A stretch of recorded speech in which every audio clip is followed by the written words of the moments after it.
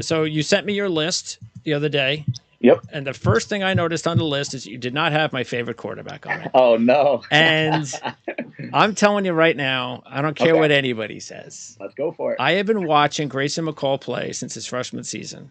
Okay. I was intrigued by how well he looked and thought, oh, he's a nice little quarterback. Sort of like the way I felt about Zach when he was at BYU. Oh, it's a nice little quarterback. Look how little that guy is. Oh, it's nice. Yeah. Then all of a sudden, you start hearing, not that Grayson McCall has got Zach Wilson type of arm strength. I'm not going to go down there. Right. But then all of a sudden you started realizing, well, wait a second. I mean, this guy is just, every time I watch him play, he's just amazing. I mean, I could probably put on film, and I'm gonna try to take some time when the season's over. That's when I'll have time. Okay. I'm gonna try to put on film the amount of plays that he made in key situations where he just put the ball on a dime. I mean, just like the game on Thursday night. It was so funny. It was third down, I believe, and they needed one play to kind of end the game. And I'm going, it's like 3rd and 10. They're going, should they run it? Whatever. I'm saying this to myself. They're not going to run it. They're going to throw it. And I bet you he's going to make it because that's Grayson McCall. And sure enough, he throws the ball 30 yards down the field, perfectly placed. First down, game over. That's what I've seen from Grayson McCall. I know he's not big enough. He's got to get some more man, size. I get that. And I know he doesn't have the strongest arm. Yeah. But we have also seen that before in quarterbacks, and they have excelled. Look at Tom Brady. I'm not saying he's Tom Brady. All I know is I think he's going to be a lot better than people think.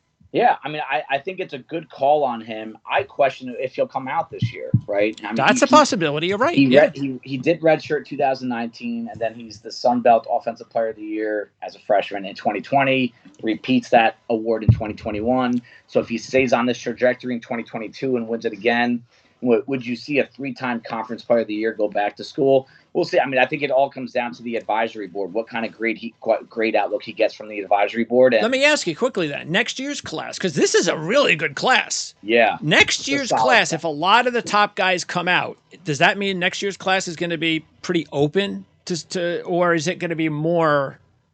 I think that if you had put a gun to my head, I think the top 2 quarterbacks in next year's class are going to be better than anyone in this class. Really?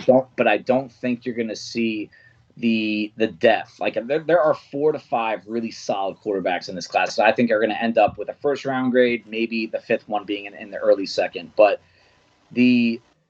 you have Drake May from North Carolina, and then you have Caleb Williams from USC. I think those 2 kids, if you kind of could freeze this class in time and let those kids play another year of football, I think they're going to end up with these 2 guys. But beyond that, I do think like spots 3 through 6 are going to be a little bit more wide open for a kid like Grayson McCall. Okay. And hey, I mean, this is why they play the games, and this is why these topics are fun to talk about. I just got done telling someone last night that he gets all angry when someone disagrees with him. I was like, well, if we all had the same opinion, this is what we're talking about, right? Exactly right. Come on. So I think the call, just to kind of build off your points, I think everything you said about him was right. And most quarterbacks at this stage, most kids that are 20, 21, 22, they need a little bit more man meat on their bones. And they do. They get them. I can't tell you how many quarterbacks have come to the league and they have a completely different body 5-6 years into their careers. My one question with him, and it's probably not fair, is that he throws the ball to wide open space just over and over. There just isn't a lot of tight coverage throws, tight window throws that he needs to make. Now, when he does make them. I've seen him make several tight window throws, but even Thursday night game, and respect to him for coming back from that. It was an ankle, right? The ankle injury. Yes.